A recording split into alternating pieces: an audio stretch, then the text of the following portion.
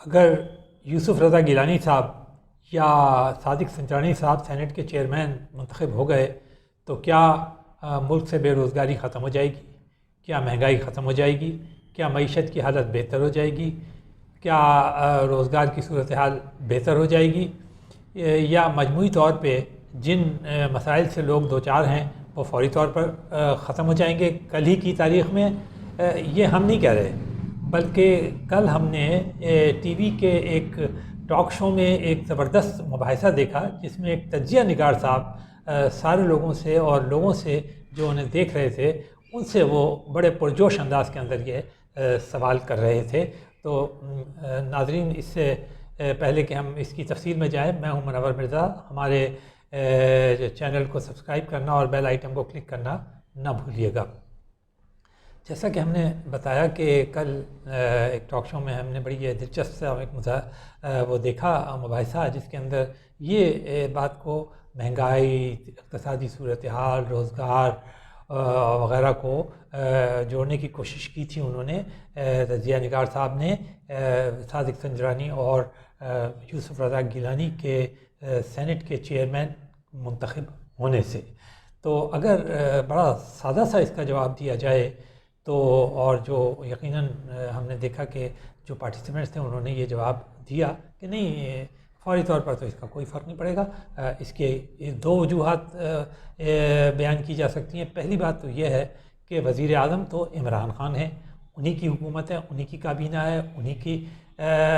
سکہ جو ہے اور حکمرانی جو ہے اس ملک میں چل رہی ہے، تو وہ جب تک موجود ہیں تو انہی کے احکامات اور انہی کے اقدامات سے اور انہی کی پالیسیوں کے تحت یہ ساری چیزیں چلیں گی، یعنی معیشت بھی چلے گی انہی، اور اس سے کنیکٹڈ جتنی چیزیں ہیں، روزگار، مہنگائی وغیرہ، یہ انہی کے کی پالیسیز کے زیر تمام بڑھتی یا گھٹتی رہیں گی۔ اور آپ نے دیکھا کہ یہ بالکل اسی طرح ہو رہا ہے، انہی کی گورننس کے براہ راست اثرات جو ہیں پورے ملک پر پڑتے ہیں۔ بلکہ ایک صاحب نے تو یہاں تک کہا کہ آپ تو یہ معیشت کا ذکر کر رہے ہیں، کیا کرونا جو ہے وہ ختم ہو سکتا ہے ان دونوں میں سے کسی ایک کے الیکٹ ہونے سے؟ تو اس کا جواب بھی یقینی بات ہے نفی میں ہی آیا۔ یہ بھی حکومت ہی کی پالیسی کے تحت ہوگا، حکومت ہی جو جس طرح سے کرونا کو کنٹرول کرنا چاہے گی۔ آج کل کیسز بڑھ رہے ہیں، سینٹ کا بھلے سے الیکشن ہو یا ضمنی انتخابات ہوں، کون جیت رہا ہے کون ہار رہا ہے، کرونا کو کی بڑھنے اور گھٹنے میں اس سے کوئی فرق نہیں پڑ رہا۔ فرق تو اس بات سے پڑتا ہے کہ لوگ جو ہیں وہ کتنی احتیاطی تدابیر اختیار کرتے ہیں، لوگ کتنی اس میں دلچسپی لیتے ہیں، لوگ کتنا اس کا خیال رکھتے ہیں۔ تو بس یہی جواب ہے ہر چیز کا کہ مہنگائی ہو یا معیشت ہو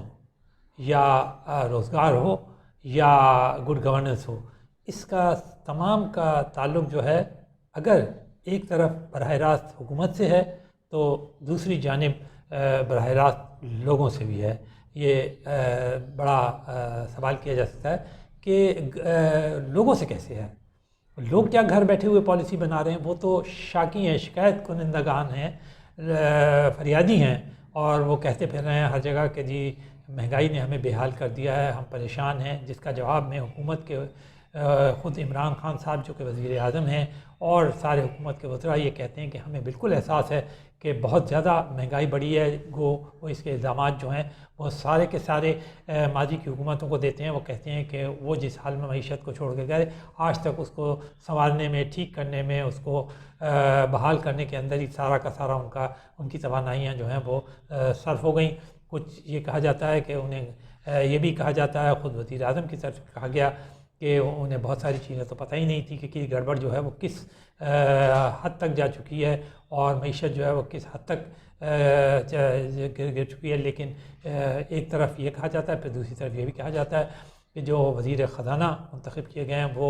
اپنی مثال آپ ہیں، ان کی تجربات کا ذکر کیا جاتا ہے کہ IMF کے اندر انہوں نے کتنے زبردست کارنامے انجام دیے اور معیشت کے وہ کتنے بڑے، اور اس میں بھی کوئی شک نہیں ہے کہ واقعی میں وہ ماہر ہیں، اور پہلے بھی وہ وزیر خزانہ اور مختلف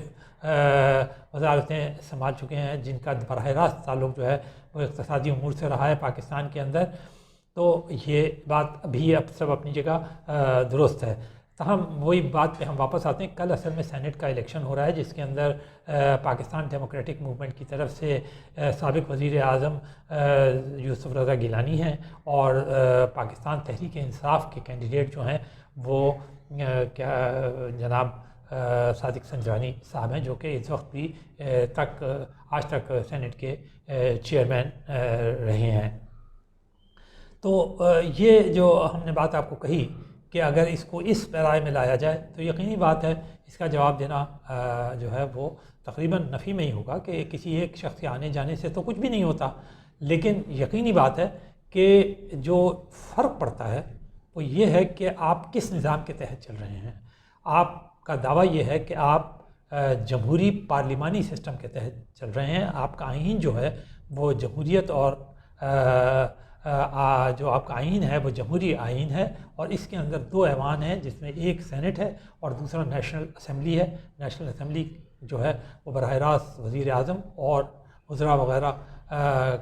کی ذمہ داری لیتی ہے اور وہیں سے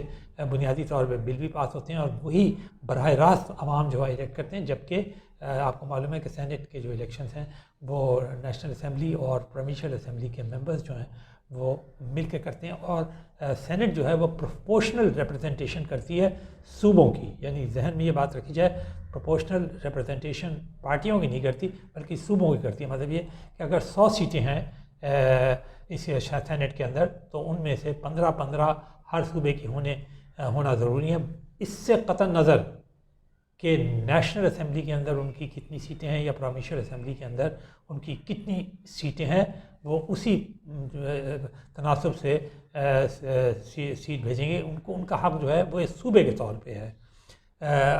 پنجاب کی مثال کے طور پہ آبادی 62% ہے اور بلوچستان کی جو آبادی ہے وہ 15-18% ہے ملک کی. لیکن دونوں کی جو سیٹ